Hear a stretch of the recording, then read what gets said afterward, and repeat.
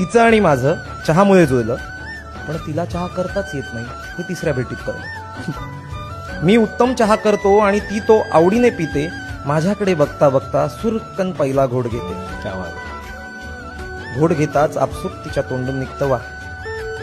घोट घेताच आपसुक तिच्या तोंडून निघतं वा.